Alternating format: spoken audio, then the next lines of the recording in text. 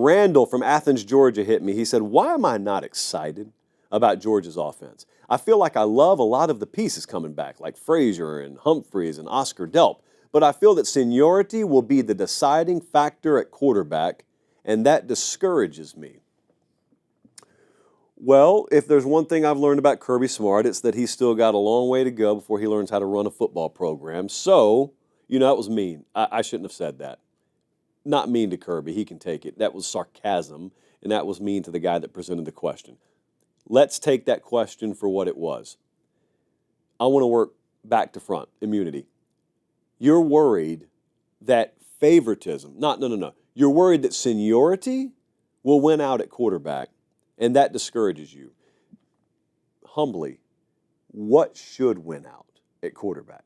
Because I don't think seniority is going to win out at quarterback. I think superiority is going to win out at quarterback. So, yeah, if I had to guess, I'd probably say Gunnar Stockton's the guy Kirby Smart's going to roll with. I don't think it's because Gunnar Stockton is fill-in-the-blank years old. I think he's the guy that gives them the best chance to win come fall. Now, apparently the connotation there in the question was Ryan Puglisi is the guy with the higher upside. He may be.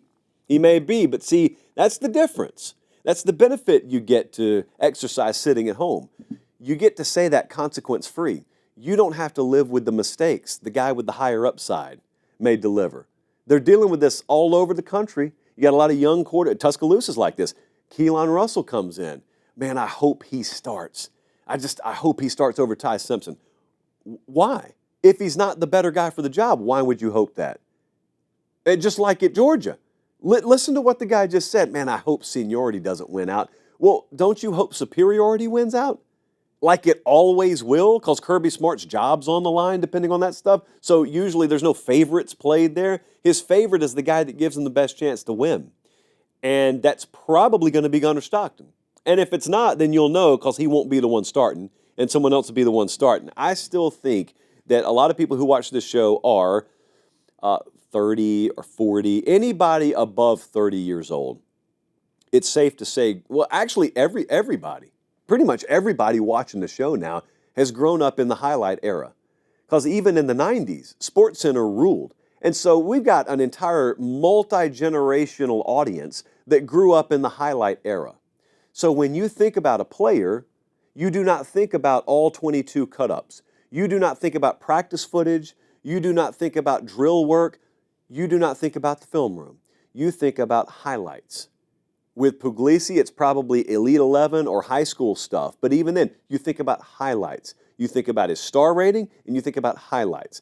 Hey, quick timeout. Check and see if you're subscribed to the YouTube channel. If you're not, I humbly ask that you click subscribe. It's free. It doesn't sign you up for anything. What it does is it helps us keep this show free so we can just do college football year-round. All right, back to the clip.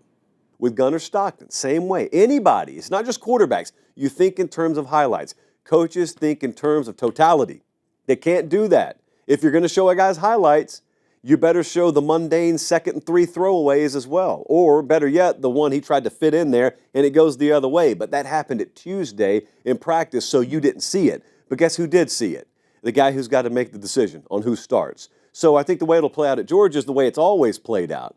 And if Gunnar Stockton gives them the best chance to win, but he's not good enough ultimately to get them better than 8-4, well, then Georgia will just go 8-4.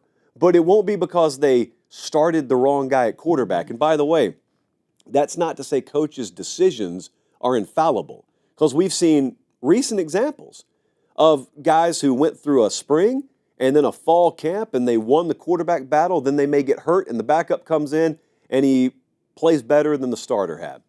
It's not a perfect science. They don't know everything. They just know more than you do about their team. That's all I'm saying.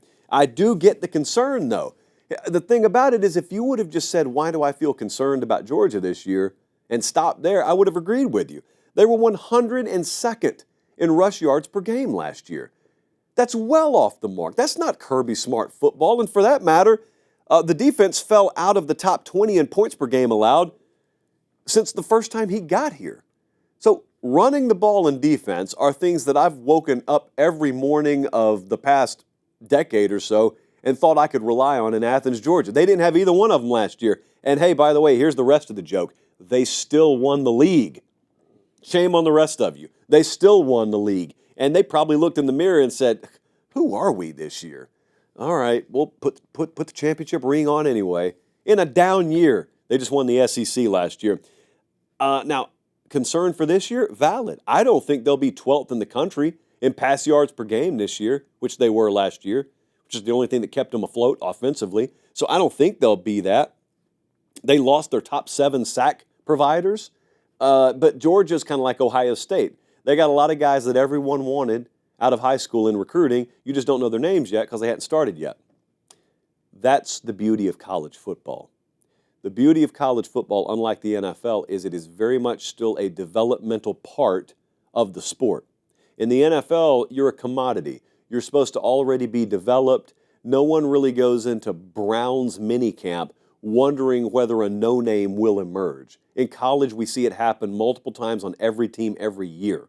Georgia's no different. If you're a hardcore recruiting fan, you know their roster. If you're a casual college football fan who lives in Cape Girardeau, Missouri, you don't know their roster. But you probably will, because if history is any indication, no names become stars every year at the major programs. And it's one of the beautiful things about this time of year, because if they had to play right now, they'd be a total wreck. And yet you watch guys like Kirby Smart take teams that would look like a total wreck if they had to play in March, and then come November, looks like a well-oiled machine. It's imperfect. Not every year is at the same caliber. Last year wasn't. But again, if their down year has them competing for and winning a conference title, then it usually is a pretty good indicator they know what they're doing.